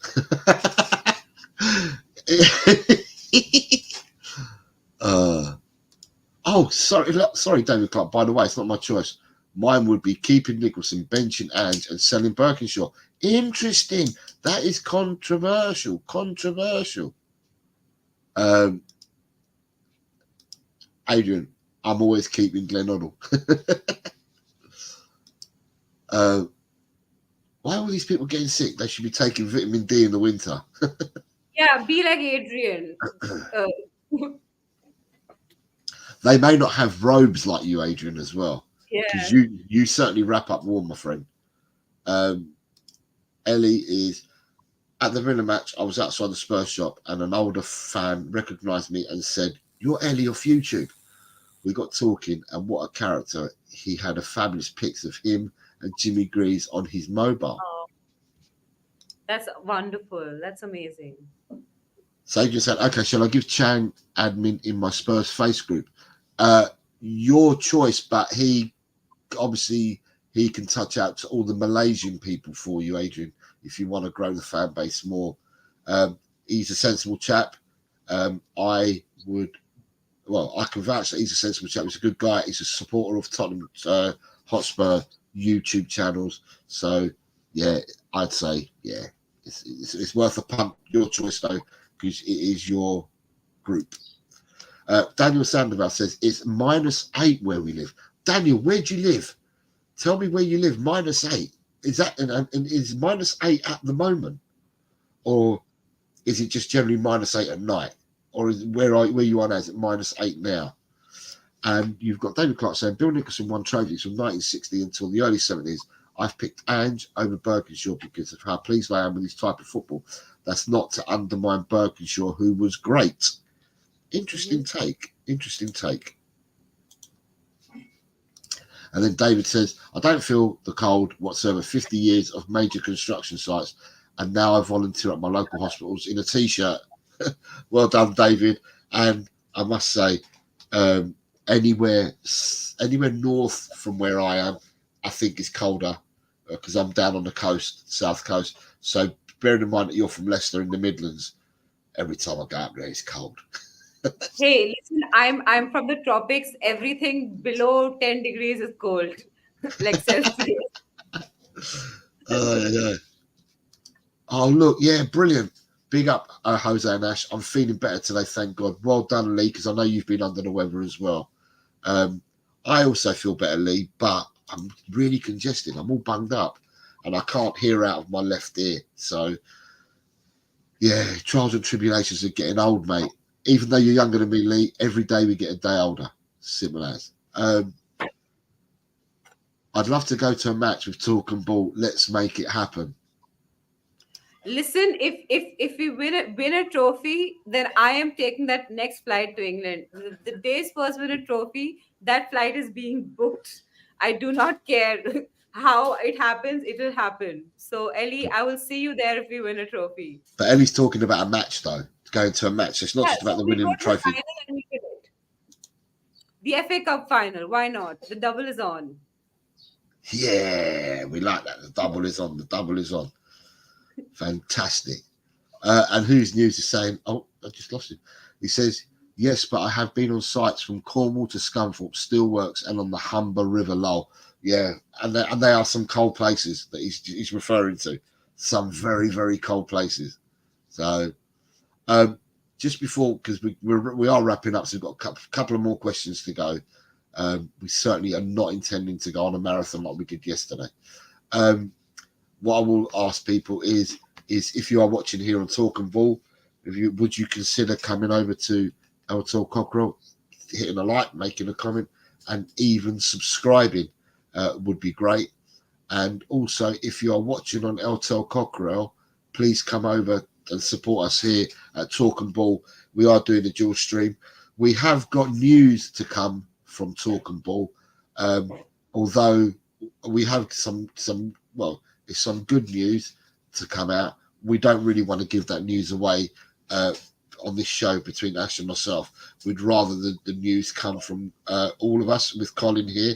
So we're waiting on Colin's instructions. Colin's asleep at the moment, as you're all aware. He's moved house, and when Colin is ready and fit and able to, then we have some exciting news to bring to our viewership. So yeah, so I hope everything goes well. And as I said, when Colin gets better, we will come on a show and we will deliver some news to everybody. Sorry, the two that I did. You've got David Clarkson. Yes, but I have been on. I know I've done David Clark. Daniel Sandoval lives in Norway. Right. So Daniel, are you saying it's -8 now? And are you at this time? Are you 13:06 or 14:06? Because I think Norway's either an hour or two in front of GMT. I might be wrong, but I think so. And Ellie's saying that you're like my family. We're all Ellie. We're all family. We're all family, and you are matriarchal to all of us. To every channel, you are matriarchal, and to a lot of individual people, you're a very good friend and a really good ally. So, yeah, we just need you. We just need you back fit and healthy and back on our screens. What do you think? Do you agree with that, Ash? Yeah, absolutely. I think any show becomes better with Ellie. She knows she's my favorite YouTuber. I love Ellie. I love Ellie to bits. Like Ellie's the sort of person, like rain or shine, with good result, bad result. It's just great to hear from Ellie. So I hope she gets well soon and she comes on soon. There we go. And then you've got who's news to clean out your nose and throat. Just try swallowing the saliva in your mouth 7 times. Nah, no thanks.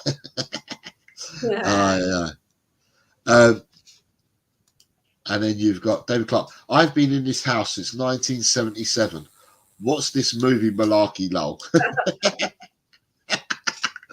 And Daniel's telling us, and Daniel says an hour ahead. So at the moment, you're an hour ahead of us, Daniel, and you're saying that at the moment in Norway, you're -8 degrees.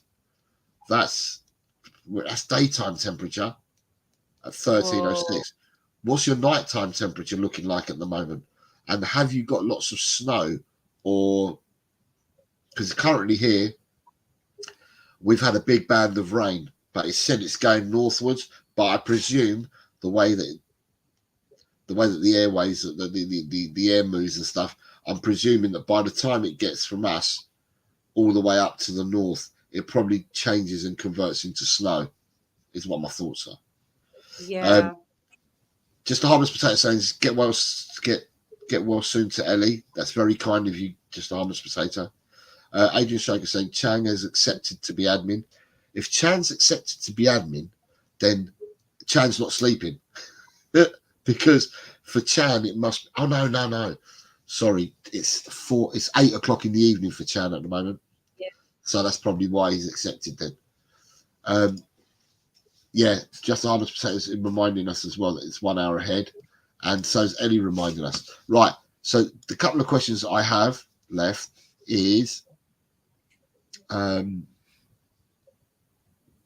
some were from yesterday, but I was going to say, it's Burnley game time in a matter of hours. So for you, Ash, it's now just gone 5:30 in the evening. Yeah, just about. Yeah. So what time is game time for you? It must be the early hours, 3 in the morning, 2 in the morning. Yeah, I think it's 1:40 or something. Wait, I will give you It's the 8 o'clock. exact- It's an 8 o'clock kickoff here in the evening. Oh, yeah. So it's 1:30 here. 1:30 a.m. Yeah. So it will be 1:30 Saturday, early Saturday morning for you. Yep. And you'll be watching live. Yeah. I will watch all of it. In fact, I'll watch the entire. I generally watch the entire game and then I catch up on the post press conference and everything. And so by the time you want to sleep, it's like 5 or 6 in the morning. and then you're just like, what's the point of sleeping? Because you might as well just go have some tea. And then so you have some tea, and then before you know it, your day has started. Have you got anything planned for the weekend, or you're not going to plan any sleep time, or what? I mean, eventually I have to go to sleep, as like everyone does. I mean, I'm only human. Thank God. But I keep saying to you, I don't think you sleep enough. I think you need to get some. You need to rest yourself. You need to rest yourself so you're sharp. I can't understand how you have so lack of sleep, but you're always so sharp. And I don't I mean, understand it. I eventually no, it does catch up to you. Honestly, can you not see my dark circles? No, no, I can't see anything like that at all. I can't see anything like that at all. So yeah, in a matter of hours we play. I think the question is, and we said yesterday, who's going to be our captain?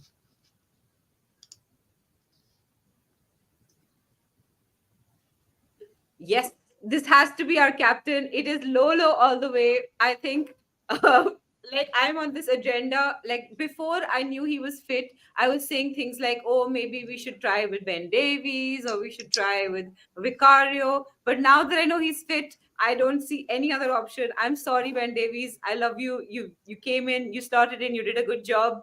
But this is the captain for the future as well. So I think that we should try him out. Why not? Give it a chance. Yeah, he is our captain. Well, he's a captain elect for Ash and myself. We want Lolo as our captain. Lolo agenda. Oh, he's come back to us just before. So Ellie's saying, Ash, you love the calm down dance offs I sent last night. I just had to send them as that song is brilliant. I saw Yes. messages being sent to you yesterday in the group, Yeah. but I didn't actually. I'll be honest, Ellie, I didn't look at them because they were aimed at Ash, so I didn't bother opening them. So, but yeah, I can see Ash understands what you're talking about. Daniel Yeah. Sandoval saying at night it gets to -12 to -15. That's quite surprising because it was -8 at 1 o'clock in the afternoon. I somehow expected it that it might have been even lower than -15. So I suppose, Daniel, you're used to it. So for you, it's quite normal to live in them kind of conditions. Like it's quite normal for Ash to live in her tropical conditions. And Yeah. I don't know whether it's quite normal for us here in England because we get all sorts. We get all sorts at the wrong time of the year. So I remember one year it was 30 degrees on the 1st of November, where it should be colder times. It was 30 degrees. And I'm just like, what, really? And then sometimes in the summer, we get 12 degrees and it's Yeah, shooting I down just the don't rain. understand English summers. Every time I come in the summers because I have a lot of family in England. So I come in the summers sometimes, and I just don't understand why the summers are cold. Summer, it just goes against the word summer. Like, don't you all know what summer means? And then you've got just to start. Why can't I see the Norway flag? Only shows no YouTube. Come on. What? I'm not sure. I'm lost. Dragon D's nuts. Hi, Dragon D's. It says game is at 7 a.m. Australian time. So there we have. So we've got 7 a.m. in Australia, and I think Australia has more than one time zone. So they have different hours over Australia as well, like you do in India as well, don't you? Yeah. You have different hour zones in India. So it's 7 No, o'clock. we have only one. It's really Oh, you only have weird one. because we have one, but like everyone has like they're actually 2 or 3 hours apart scientifically, and so it's really weird. There's night in one place and day in the other place, but we have the same time. It's so creepy and weird. Wow. So you've got 1:30 in the morning India, 7 a.m. in Australia,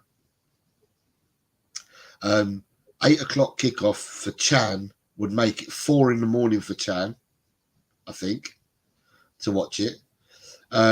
For Colin in America, it will be 2 p.m. in the afternoon for him if it's an 8 o'clock kickoff here. So yeah, it just shows you the support that Tottenham do have worldwide and the different times, obviously because Tottenham are based here in England, but what the different times are for fans throughout the world to go and watch the game.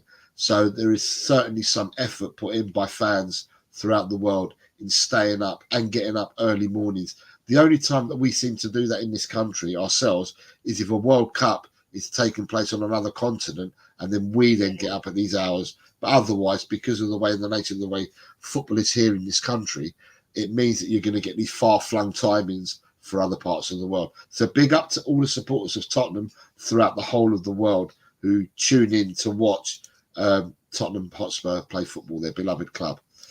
Good afternoon, Ben. How are you, sir? Ben. I hope you're well, Ben. Nice to see you. Saw your show this morning on Cockerel Doodle Doo. Tommy G is saying great show to you, Ash. And Ben is saying hello everyone, Senor Jose and Madame Producer. Yeah. Thanks, Ben. Tommy G, Ash, I know how you feel. I love MMA, so my body clock is always synced to Candy Bay in the USA, and I live in London. That's dedication and commitment. Big up, Ash. David Clark, I refused to work on an oil rig in Norway at -16. It wasn't the temperature, it was the emergency helicopter crash scenario underwater, I think, drowning when I'm having a wash lull. Ash, I know I can bust those same moves in your attire you mentioned you have. I'm not going to, it's a conversation between you. When I come to England, I'll bring you a lehenga as well, and we'll bust those moves together. It'll be lots of fun. Ash is through and through a Spurs fan. She certainly is. She certainly is. Ellie says, Ellie says, Lola, Bentancur Lola is the man. What a player. He's captain material when Sonny is away. She's agreeing with us. So we've got a low train started here, Ash. Just a harmless potato says, the coldest winter I ever spent was a summer in San Francisco. And Daniel Sandoval says, but I was born in Bolivia. Ah, él es boliviano. Ajá. Pero no hay necesidad para hablar español in Noruega. So I said, but is there any necessity to speak Spanish in Norway? I figured. Ellie, see, I watch your shows, Ash, and I'm learning from the Hindi, Punjabi, and English. And like I said to you, to the fans, so people watching, it makes sense. So the people that are not Indian, we're seeming to understand where you're getting to and what you're saying with you and your panelists. It's great because we're a multicultural channel. We all understand each other. It's fantastic. Ellie said, they're an Argentina flag. Calm down, Jose. You have to watch that one. Oh my God, the Argentinian fan one was the best. I agree, Ellie. So there's this video of the Argentinian fans sort of like singing and dancing to calm down. So you have to see it. Ellie sent it on the group. You must catch it. It's a fun video. But because I see the videos in the group and Ellie's sending them and she keeps marking your name on them, it's like anything. It's like I won't open somebody else's envelope that comes through the post. It's got somebody else's name on it. So it's the same as with the group because Ellie says Ash, I don't open it. So she would just send it to me if she didn't want everyone else to see it. Yeah, but it's because it's the same as sharing a house. If you share a house and everyone else has got posts, I don't go and open their posts. So she says, I sent it last night. Check it out, Jose. Argentinian fans singing Calm Down is something else. Absolutely fabulous. Well, if you're saying that I'm allowed to, then I will do so. And sorry, Tommy G says Mandalay Bay. Yeah. Las Vegas. So basically, tonight, Ash, you score? Sorry, I'm just going to do this last time, Ash. Sorry. We will talk about the score. And just realise that we have got some more people in here. And when we got some more people, this is going to be a first for the show, but I'm going to go for a treble. Go for it.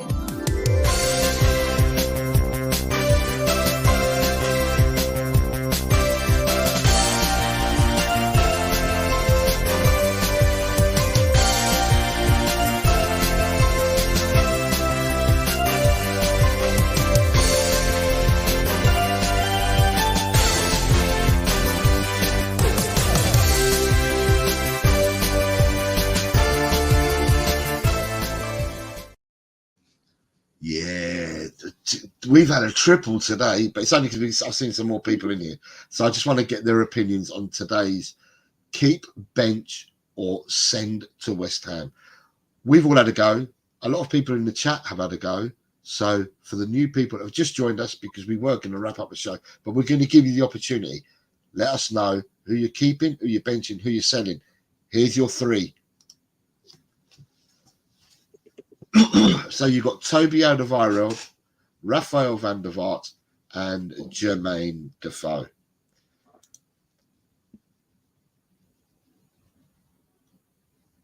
So probably this is Ben, if he's still with us, he wants to have a go. Chris Agenbar, who I've seen has said hello to us. Yeah, so just wanted to see whether you guys wanted to have a go. And if so, who do you want?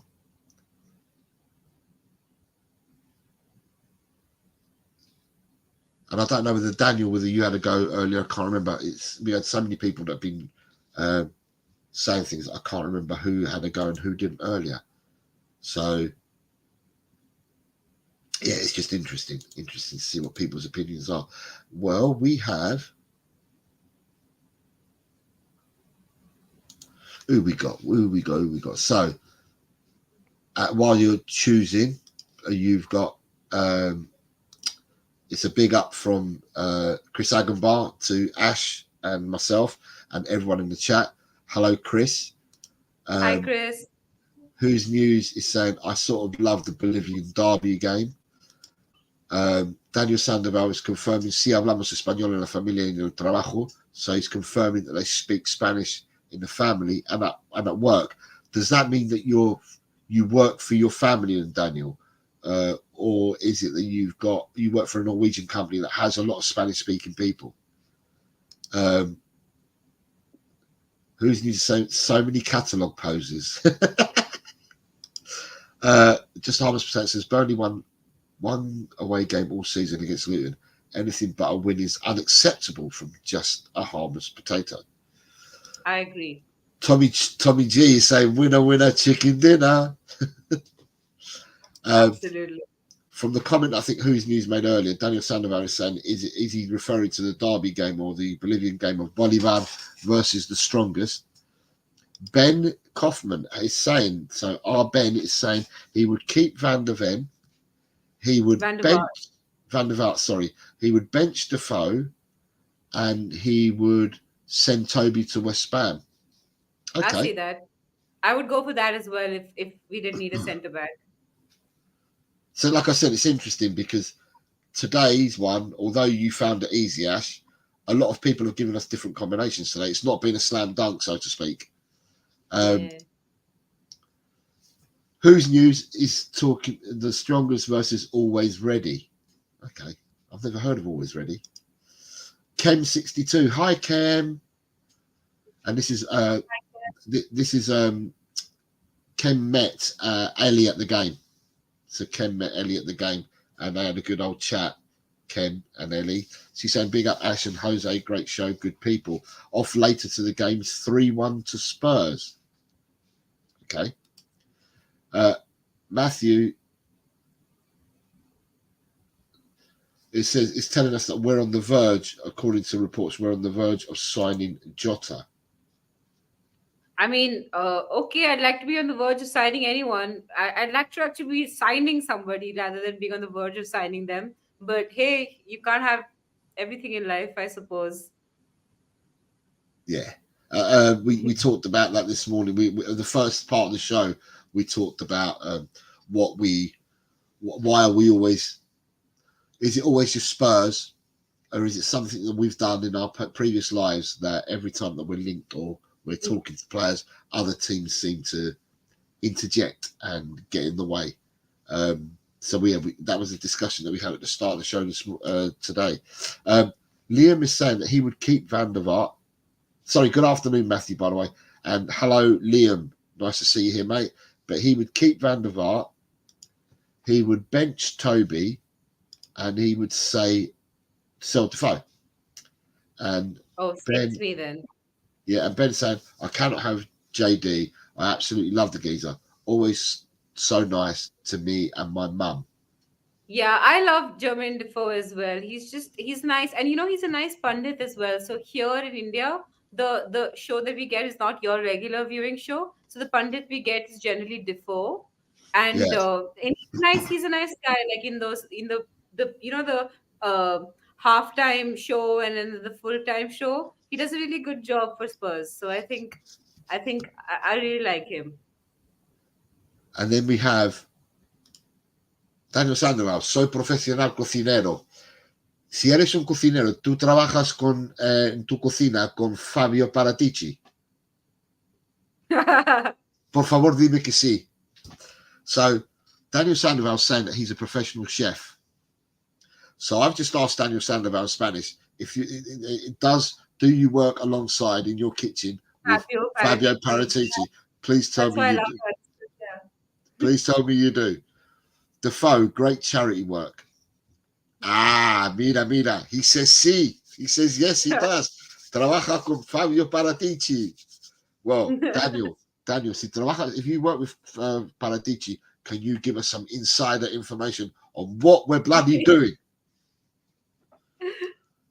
And then you've got who's new saying Chef Superstars in the chat. He loves it.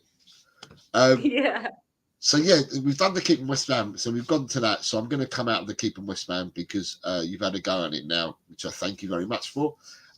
So yeah, we are about to wrap up. So it was Ash talking about tonight's game. What's going to happen? What do you think is going to happen? You got any comments to make on the lineups or anything like that? Or the score even? What your thoughts are? You're basically bearing in mind that you might be tired by the time the game comes. What are your thoughts now while you're still lucid and with us? I think that I don't want to underestimate Burnley. I know a lot of Spurs fans who are like, oh, it'll be Burnley and they have priorities for the league. The league game is really far away. I don't think that it's not going to be as easy as we think it is, where they'll play some B team that we just quickly defeat.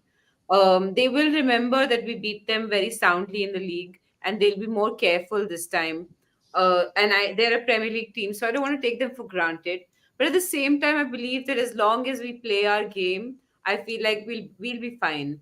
We just need to have belief in ourselves, not worry about what the opposition will do. Just play our game, and I'd like to see one of the kids start. Whether it's Philip or Dorrington or Donnelly, one of them, I think. At least give one of them a chance. And your score prediction? 4-2. Whoa, 4-2. Is that because you have? I said this to you yesterday. Is that because you believe Forster's going to be in goal? Yeah, I think he's going to be in goal. It's just going to be one of those games where I'm just holding on, like digging my fingernails into my hands. It's just one of those games. Forster's going to be in goal. We're going to be terrible out from the back, and then we'll concede a few. Let's just hope they get no penalties. Oh yeah. Yeah, what is it with us and penalties? Why, we have the most number of open play goals in the entire league. We only have one penalty this whole season. That's ridiculous. Arsenal has like 4 or 5 by now. But that's because Saka's being protected. Anyway, we've already discussed that one. So sorry, a new name for me, Brandon Holmes. Nice to see you, Brandon. Good afternoon, good evening, or good morning, wherever you are, Brandon. You would keep Defoe, bench Toby, and sell Van der Vaart. Sorry, it's the VDV that gets to me. Yeah.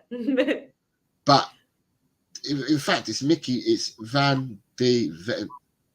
Yeah, he's VDV, isn't he? Van der Vaart. Okay, right. I'll get confused. So you got Daniel Sandovan saying Dalvis. Right. Cheers, Ben. Thank you very much, Ben. Bye, Ben. See you later. Take care, mate. Hope all is well. Not sure whether you're going to the game tonight, but if you are, much love to you, I think pal. he is, yeah. Adrian is going Spurs 6, Burnley 0. Good old Adrian. Good old Adrian is on the bandwagon. And Adrian's entitled to his own opinion because Adrian is a season ticket supporter, goes to every home game, and therefore gets to see the players in the flesh, gets to see the build-up play, gets to see at the stadium what you wouldn't see on television. and therefore Adrian can see something. He's been saying it for months. Adrian can see something cooking. He says that when we'll click, he's of the opinion that when we'll click, we will click, and we will start doing things that teams that win things will do. And Adrian's an advocate for that. Just a humble potato saying, cheers. Adrian reckons that the team tonight will be Vicario, Udogi, Davis, Emerson, Porro, Lolo, Kulusevski, Monito, Hill, Richarlison, Johnson, and a skip place instead of Hill. Interesting. And then you've got Hill. Sorry? How would that work? Skip instead of Hill. So then we'd have. So the Kulu would go into the top three, and then you'd bring. Yeah. Understood. Yes. Yeah. So that's how I think that Adrian's explaining it. And Liam Hart is saying that Vic will play tonight. And just 100% says Kula suspended, isn't he? Right. I'll tell you what. When I looked on the website the other day, right, the suspensions, right, and when I looked the other day, it said that he was suspended till the 6th. But I think for the Premier League. I've got a feeling that he got a 1 match ban, didn't he? Yeah, it's so 5 yellows gets you 1 match ban. So he served it. Ban. He's back. Yeah. So he served it. So there you go. You heard it here from Mash. So yeah, he's back. Adrian's saying yes. And Deb M, nice to see you, Deb M. Good afternoon, good evening, or good morning, wherever you are. Kulu was suspended for 1 game. Yeah, which we just said. And then you've got just a harmless potato saying, yep, from what you said. It was a 1 match ban, so he plays tonight. So Kulu is in tonight. Yeah, it's today, as I said, I'm going to go back because we're ending the show. We would like to send our well wishes out to both Ellie, who is the matriarch of the community, who's not well, and we're sending positive and warm wishes to her from the Talk and Ball family. To Ellie, get well soon. We can't wait to have you back. And again to Chan, get well soon to Chan as well from the Talk and Ball family. We want to see you on our screens as soon as possible. What I'd also like to say is that if you are watching this on El Tel Cockerel, could you please consider coming over and giving a like, comment, subscribe, whether it be in show, we try to read the comments out, or whether it be after the show, we do respond back. But yeah, come over here to Talk and Ball and give us a sub if you like what we're doing. And then by the same token, if you're watching it on Talk and Ball, you can also support, although it's my channel, you can also support Ash, Colin and myself, because we dual stream these shows to both channels, so we can be found on the other side. We're trying to grow the channel. We're also trying to grow Ash and Ash's show. Do you want to tell people before we end a bit about your show? Not that we're coming up at the moment, but just tell them a bit about your show, please. So I do a bilingual / multilingual show called White Chart Lane. It's a Hindi and English sort of mixed show, but I'm hoping that some of the English filters through to you, so you understand what I'm saying. But I believe that as Spurs fans, we can understand each other no matter what language we speak. And so White Chart Lane, there'll be one before the United game, possibly. Let's see, there'll be a pre-match show.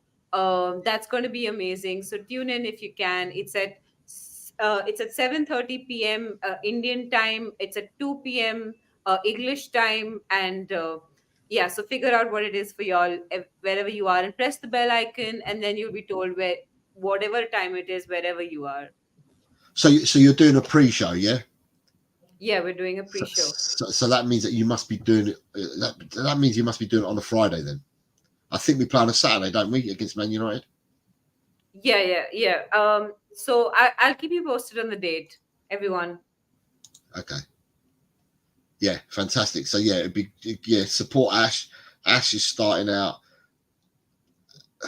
I say Ash is starting out, but I tell you what, Ash is a pro. So I'm saying she's starting out, but she's a pro. She's overtaken some of us seasoned old people already, and it's like that. She's been like that night and day. It's brilliant having Ash. Ash is a great pillar. She's already a great pillar of the community, and she's loved by many, many people. And she brings great commentary to anything that she gets posed and questioned with. So yeah, it's a blessing to have Ash with us. And long may it continue, is what I say. Thanks, Jose. Long may it continue. So, do you know what? I'm wrong, Ash. We actually play on Sunday the 14th. Yeah. So for me, it's 15th because it's in the day/night. Yeah. Yeah, 14th, yes. Yeah, so we play on the 14th. So, yeah, so that's brilliant. Brilliant. So with that, we've just got a few more bits in the chat. Whose News is saying Jota will be a lovely fit at Spurs, might be the signing of the window if it happens. And you've got 100% Ash, good job, great show. And you've got Tommy G, brilliant concept, multilingual, football is one language, which is what we say. You even heard me speak in Spanish to Daniel Sandoval, who is Bolivian but lives in Norway. Fantastic. And we found out that he is a professional chef and he chefs alongside Don Fabio Paratici. Absolutely brilliant. For me, for tonight, I am saying Tottenham versus Burnley. I believe that Burnley have got the Reds firmly in the basket of staying in the Premiership. Luton's results recently have given them a 4-point gap, which I believe Burnley will try to address pretty soon. I think they'll rest players. There are players that played for them in the Championship last season that I've not seen play for them now. So I think that they will rest players, possibly more players than Tottenham will rest. And if Tottenham pick Vicario in goal and we go with a full strength team, because we're not playing against Man United for 9 days, I'm going for 4/5-0. I'm not going to go as far as 6 that Adrian says. I'll go 6 if they get a couple of players sent off, but otherwise I'm going 4 or 5-0. And a Tottenham win tonight into the 4th round of the FA Cup. Yeah, and with that, I think we'd like to thank you all. Please look out for the notification bell. We have some news to give to all our viewership, but that will be done when Colin is available. And thank you all.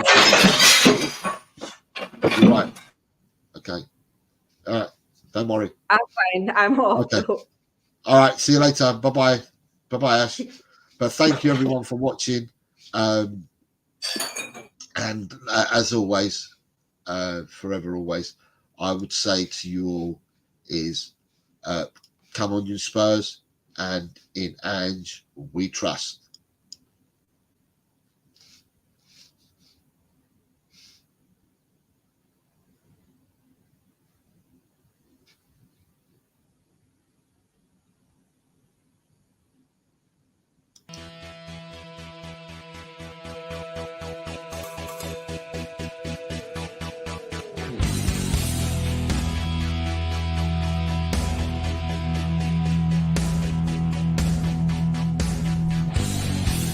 My team has got James Maddison.